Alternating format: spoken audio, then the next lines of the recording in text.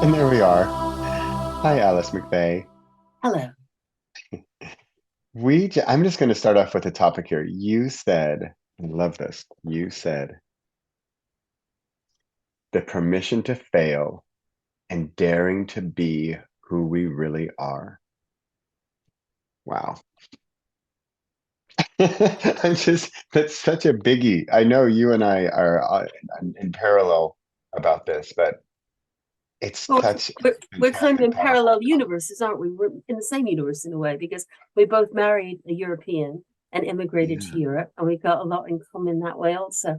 yeah. Um, but yes, I mean, I know time is short. You don't want this to go on, and basically to get to the nub of it. So I thought about this, and I thought, what would I really like to communicate most? And I think my whole life has well, it's been a bit of a mess in many ways, but when I think I have come to this stage, at this stage of my life, just briefly, a bit of background. I grew up in Southeast Asia, now just called Asia, of course, in various American embassies. I was very, very privileged. Um, but I was also very disappointed and upset and sad because I wanted to play the cello, and there wasn't a cello in Singapore, Myanmar, Bangkok. So my parents, partly for this Wow. reason, and partly because my mother was deeply bored being an ornamental wife, which she was at that stage. We came back to America and we lived just outside Washington. And I played the cello and I played the cello all day, every day, until I wound up becoming a professional cellist. And I wound up in London because I was lucky enough to be accepted as a pupil by Jacqueline Dupre, who was the cellist of her generation and the only famous female cellist of that time.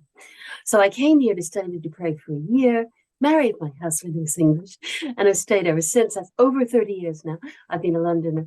So my accent's in the middle of the ocean, and so are a lot of other things. But basically, when I'm talking about being who you really are, my dream was to be a cellist from a very early age because my father was a tenor as well as an ambassador, and basically I just heard so much cello on his record player, which we took all over Asia with us, and I just fell in love with the sound. But it wasn't really right for me. And the reason I knew eventually it wasn't really right for me was because it never really satisfied me. I wound up at my peak in my 30s playing with the BBC Symphony Orchestra, playing with the Royal Philharmonic, playing touring the world. I went to 44 countries with different orchestras. And, everybody thinks you're living the dream, but I wasn't happy.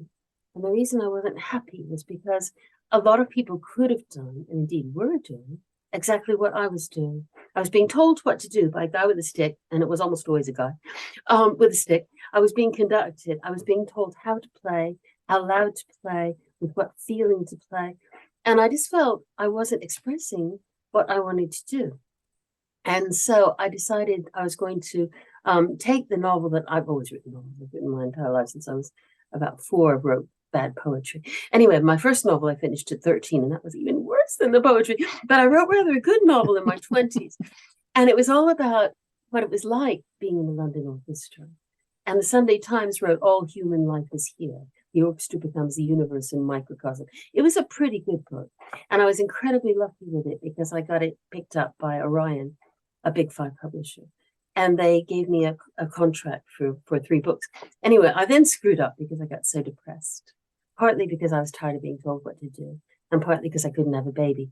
Long story. So basically, I didn't deliver the 3rd novel and I got fired. Getting fired by a big 5 publisher is pretty demoralizing. So I had to reinvent myself again. I decided I was going to do ghostwriting, and I did. I did ghostwriting while my kid, I finally got the kid, was until she got old enough to go to secondary school. And then I thought, I need to write for myself again. And so that's how I came back to writing fiction. So it's a constant process of reinvention, is what I'm talking about. But coming back to what we were actually said, there were 2 things I really, really wanted to say. One was what I used to tell my cello pupils. I have never taught that much, but I've always had about 10 pupils. At the moment, I only have 4, but that's because I'm old. So basically, I always tell them this. What a famous teacher said to me. He said, when you're going for a big shift on the cello, and on the cello, believe me, you've got to go about 2 feet down. So you're sitting here and you're just going there. You're gonna have to really take your nerve in your hands and go for it. He said, give yourself permission to fail. If you think I've got to nail this note, you're going to miss. Instead, relax the hand, think it doesn't really matter. I'm just going to go for it. And permission to fail. And this is, it works like magic with pupils because they suddenly think, right, I'm free. I can do it. I can do it. I can do it. I can give it a go. Whereas if you just think, I've got to nail this note, I've got to do it, or the entire thing is just bootless and fruitless and hopeless, then you're likely, I mean, you might make it, depends how much you practice, but you probably won't do it with the same conviction. And this is what I've always given myself. You know, when I came to London, I gave myself permission to fail. When I sent my novel out, I gave myself permission to fail. When I did fail, I gave myself permission to fail. I thought, right, this is not the end. I'm a really good writer. There's some way I can monetize this skill, and I could. And in fact, I'm still getting people saying, will you please ghostwrite for me? And I'm going, no, I'm too old for that. I'm doing my own. So it's permission to fail, I think, is the first thing. The second is even more existential in a sense, which is that I strongly believe that there is a person, that every person is meant to be. And it may not be to do with their career, even. It may be to do with their character. It may be to do with their soul. But I do strongly believe that there is a person that you're meant to be. And it's taken me decades to be that person. And so what I would just say, in addition to the permission to fail, is to be open to, we talked about energy healing when you and I had our first meeting, which was really interesting to me, that you're so open to this. A lot of people have said to me, you know, it's just a load of baloney, especially Americans. They think it's a load of baloney. British people are maybe a little bit more open to it. But Oh, interesting. I think that that was one of the things which turned my career around, was energy healing. I found the most amazing energy healer. And we talked about that before. So Wow. that's kind of where I am with it. Do you have any questions? Wow. That was fantastic. You said so many things in there. You said but along the way you said, I think you said something like, I wasn't satisfied. And because you've had two, at least two events that I can count, that you had you becoming a cellist at the height of your game, and then getting the book deal with the Big Five publisher. Yeah. And so either of those two, not to mention two of them in your lifetime, either of those two, I think many people would say, wow, you did it. You've succeeded. You've reached the top. You can, but then the question is, of course, okay, what do you do then? Do you just cruise and keep doing that same thing? Because I've had that where I wanted, since I was 20, I want to be a writer.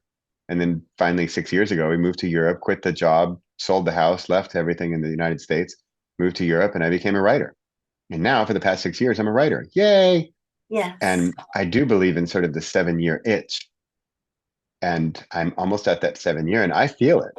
I feel something coming next year that's different from writing.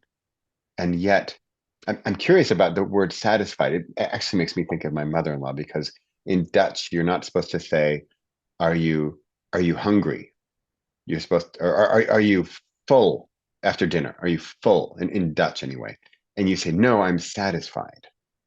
It's an interesting use of words. That is interesting.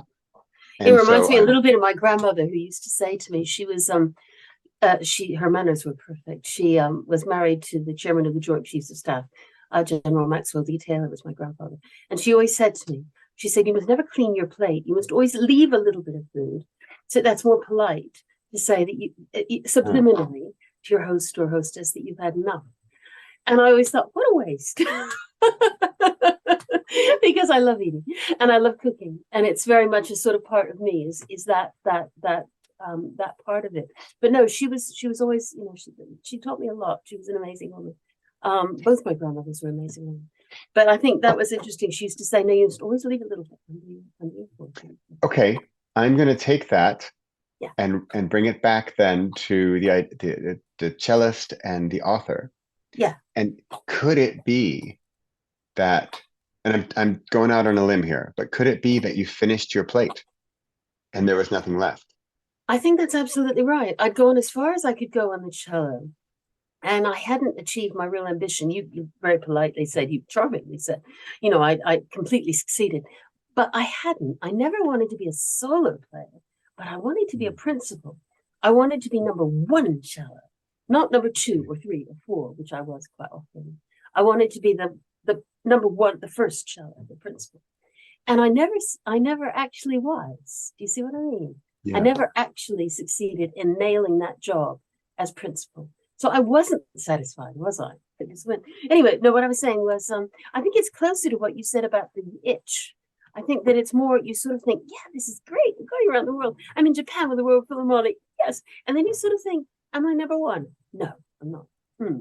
Not good enough. And so then you kind of think, let's reinvent. Or at least I do.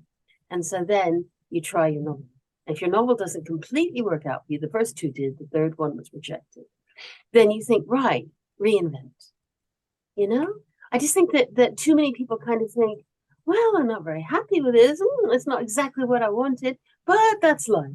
And I'm not like that. And I don't think we ought to be like that.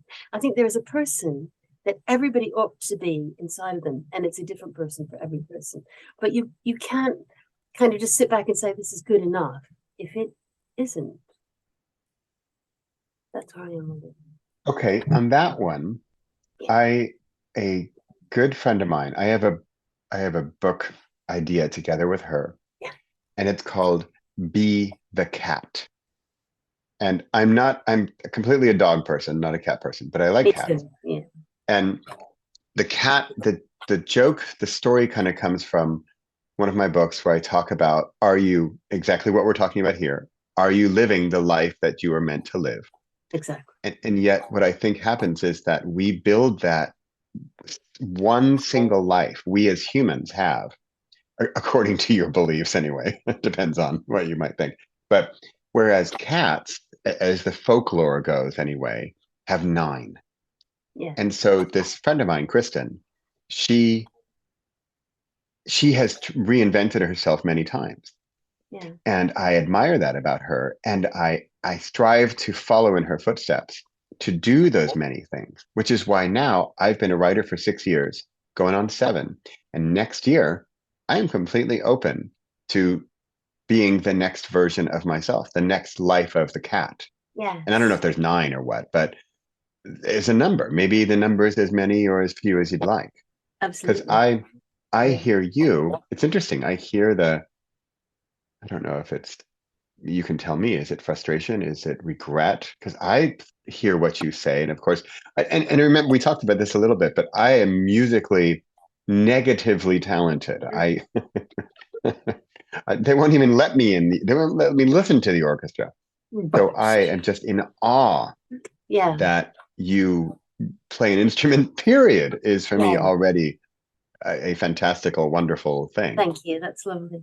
And Yes. so for me to hear that wow, you were in, just the fact that you were in an orchestra at all, even if it were Joe and Billy's corner street orchestra. But no, it was Bob and Billy and Cornelius. But don't you think that people are always more in awe of what they haven't got? I Of mean, I have course. absolutely no skill with drawing, and there's Yeah. nothing that impresses me more than someone who could Yeah. paint or someone who can draw. That just Yeah. absolutely blows my tiny mind. The same thing Me with too. writing. I just go writing. It's not that great a skill. Everybody can write to some degree, and if somebody can draw, or Yeah. well, again, singing. I always thought, because I'm arrogant, I always thought I had this voice somewhere. I had this voice. So I had carpal tunnel operations. And I thought, this is where I discovered my voice. Yes, I have a great voice. Did I have a great voice? I did not have a great voice. I had a great teacher, and I learned I did not have any voice worth mentioning. It's a little peep, peep squeaky voice. And I was so upset because I always thought that I had a voice in there somewhere. So I just think that's why I revere singing, because I can play the cello, so the cello's come on, but I haven't got a voice. So we admire much, much more what is alien to us. Yeah. Yeah. Really sad about the voice. Never mind. So another friend of mine, Nicolene, she just sang in front of a group in public, and I think her husband recorded it or something. And she was super scared of the whole thing. She had been taking singing lessons for several weeks. and she did it. And for her, it was a huge, momentous step. And yet, because again, I think this is really relevant to what we're talking Yeah. about. She said, my goal is not to sing on stage. I don't need to be Beyonce at the big arena. She's already celebrating the fact that she was on stage in public and sang her song. And whether it was great or award winning or whatever, it's all just secondary to the fact that she dared to do it, and she did it. She got over I that fear. absolutely love your friend Nicolene, because what she did was she gave herself permission to fail. And I also think she Yeah. pushed the boat out there. You say lightly, she had lessons for several weeks. It normally takes several years Right, to develop right, a voice. right. So my hat is absolutely off. I think this woman is amazing. And I think there's something rather Dutch about that as well, because the Dutch people I know, Yeah, fantastic musicians and women who are Dutch, especially in the Baroque world, they tend to have this kind of incredibly stable attitude that we're just going to go and give it a go. If it doesn't work, that's okay. Whereas I think there's something deeply embedded, at least yeah, in my own consciousness, that this is why I keep having to remind myself that I haven't. There's a part of me that does, hang on, your grandfather was chairman of the Joint Chiefs. Your father did incredibly well. You can't fail. You know what I mean? There's yeah. all this Absolutely. parental, familial pressure. And I think Yeah, I've thought that my whole life. And I don't know, I'm not blaming my parents. I think they're amazing. My father recently died, but they're amazing. But I still feel that that is a cultural construct in a way. And yeah, I think that the Dutch are fantastically grounded that way. The ones I know anyway. And so I think yeah. that's one of the reasons why the society is so, anyway. Well, that's interesting because you said you were born in the United States, I think. No, I was born in Seoul, South Korea. And then Wow. we Okay. moved all around Asia until I was 13. So I haven't lived in Okay. America very long. I lived in America from 13 until I was 21. That's all. And Okay. then I moved to Britain and I've been here. Okay. Because I think Britain and the United States have similar cultures in that sense I with agree. the, I think there's less risk taking and there's a less balanced view towards risk taking. You know what I mean? yeah, I think that where the Central Europeans excel is in being more grounded. And getting back to energy healing, I think they have many more I want to use an American word which won't really work here, rambunctious attitude towards energy healing. So many of my American friends have just said, right, you got this idea from a novel while you were under the influence of an energy healer, you were meditating. Oh my God, that is so out there. That is so stupid. And the people I know in Germany are going, that is so fascinating. You know what I mean? And I find that uh, a cultural difference, but okay. On that note, because I'm thinking people who are listening and they think, okay, Bradley and Alice, all of your let's think of somebody who has not played for the BBC orchestra or has written novels or has successfully published a whole bunch of books like I have and both of us have. yeah, And so they're saying, okay, great, you two, lovely, but what can I do to take the step, like a Nicolene or a Kristen and the cat? What is a practical step that I can do? Because and again, like you said, I'm open to the energy healing idea. yes, And yeah. I'm basically open to anything that might shake off the rust and wake something up. And if that's energy healing, that's okay. Well, I agree with you. I think I am also, and I don't think it works for everybody. My Yeah. husband, like most people, he's a very brilliant professor, has had blockages in his life. And when I said to him, look, I happen to know this energy healer, so do you, and she's amazing. He just doesn't want to know. It depends on Mm. your mindset, your attitude, and where you are in the process. So I don't think it works for everybody. But I Yeah. know this. I do know this at a deep instinctual level. Something out there will work for anybody. And I Yeah. do still believe passionately, and I've seen it happen so many times, because I'm not young anymore. I've seen it happen so many times that people have gradually transformed into the person that they were meant to be. And I believe a lot of people feel called to write because they believe they have something to say. And very often they are meant to be writing. But I also think it can be a false call. I think it can be, they have something to say for sure, but not necessarily in that direction, in some other direction. And this is where I think you have to go very deep and be very bold in terms of permission to fail. You're sort of at this moment, I sense, in a sort of chrysalis yourself, you know, Yeah. sort of Yeah. thinking, am I breaking free into something new? I'm just getting that Yeah. instinctively. We don't know each Yeah. other. Yeah. But I feel that sometimes when I just meet people and I think, no, that's where you are. You are in that chrysalis state. And I was there for so long that I recognize it. But I would say, if you're asking me for advice for other people, I offer this practical advice, which I have done before, which is if you're thinking about being a writer, don't be like me and write in 3 different genres because that makes it harder. In other words, choose a genre that really speaks to your soul and stick to it. That is my practical advice. My less practical advice is that I think that you should listen to that little still voice that speaks to you at 3 a.m. That is calling you to be what you're meant to. It may not be the kind of writer you're thinking of.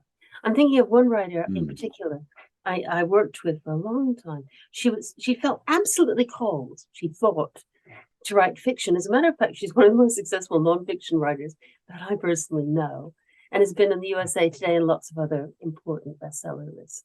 So the voice that I'm speaking about is the one that you can trust. And it's the still small Mm. voice in the middle of it.